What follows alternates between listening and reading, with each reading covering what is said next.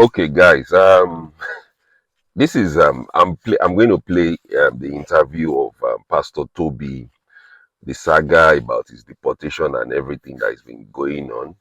Because me, I knew he wasn't going to be deported that easily. He's still going to appeal, still going to look for a way, another, one or two things to like add up to make his application. Of course, I want him to be successful in his application because I went through it as well. But what I'm trying to say here is there's so many tricky questions this lady asked him.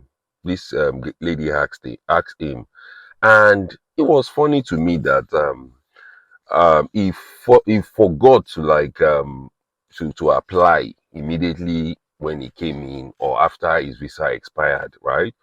He forgot to apply, and the funny thing is he's been driving a nice Ferrari, Lamborghini, all these expensive car, Bentley and Rolls Royce. That's my own concern. That's the only thing I pick up in this whole interview. The interview is about 5 minutes, right? That's the whole thing I pick up in it. That how will you forget to regularize yourself in the country, but you find a way to get your driver's license, which I don't know how he did that, but I'm still trying to figure out how he did that. So watch the video and maybe but please, I'm begging you guys, pay attention. Don't just listen to brief. Pay attention to it, and you will understand what I'm trying to say here. That this guy is just you make your own judgment yourself, right? Immigration tribunal decision. Right. What are your next steps? Are you going to attempt to fight deportation? Well, there is no deportation order, first of all. I need to make that clear. The next step is already done, meaning that there's a case in court already. There is, it's an ongoing issue. You entered the UK on a visitor's visa in 2005. Yeah.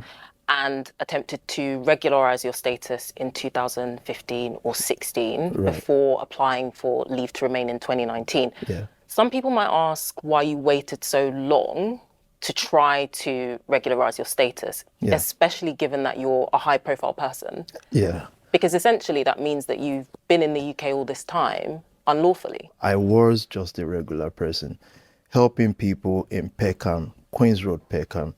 Of course, I lost track of time. I came here as a boy, 25-year-old boy then, and you have uncles and family saying, this is sorted, we're doing it, until I realized it's not done. Do you think that you should be allowed to stay in this country, given that you have been here essentially unlawfully for close to 20 years? Well, the court and all the other processes will decide that.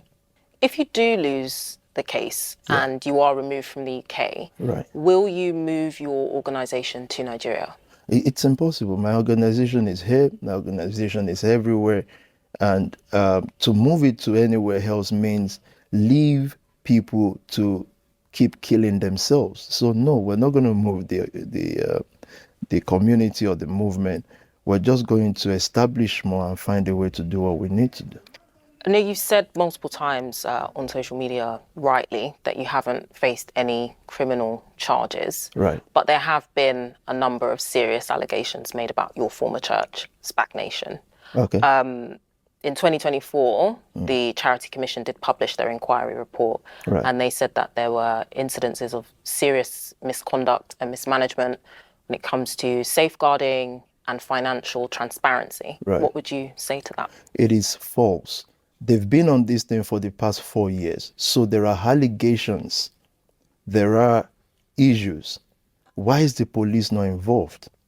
Why is nobody facing any inquiry? Why is there no inquiry? But the Charity Commission did say that there was serious mismanagement and misconduct. So that's a separate report. Yes. So with regard to that, what would you answer to what they said? So that's what we're asking the Charity Commission now. What is the serious blah, blah, blah? You can't just say there is a serious this and that. What is it and who is going to answer for it? You've spoken a lot about how many people you say you've helped, but then you do have these former members who have come out to speak about the exploitation they feel that they have experienced. Right. How do you reconcile your vision with what these people have said, because they're extremely different. I just finished service today, hundreds of young people. Some of them have been here for 8 years, meaning been in the church 8 years, some 14 years. I've known some of them since I was 14. And you need to hear what they are saying about the church. So please, for any reasonable human being who is not just victimizing anything they don't like, if you have 1,000 people in a place, are you telling me 30 people will not be disgruntled?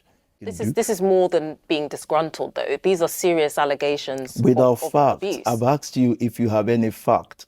Situations happen, but there's no fact that the church was directly involved or that the church didn't take action if reported to.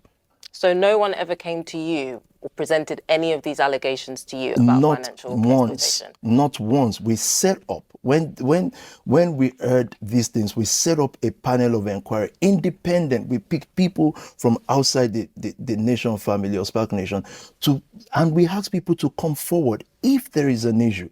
But if there are multiple allegations of wrongdoing within your organization and you are the head of that organization, some would say that the buck stops with you and it's your responsibility to weed this type of behavior out. And they will be right.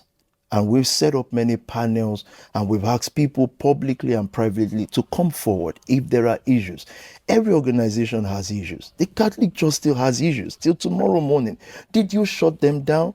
A lot has been said about the lifestyle that you portray, designer clothes, lavish cars. Some people would say that that is slightly contradictory to Christian values of humility and modesty. Right. How would you answer that?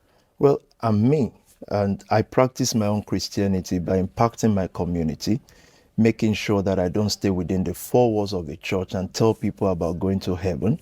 I put on what is right, what connects to the generation I'm speaking to, so that they are not attracted to drug dealers and rappers.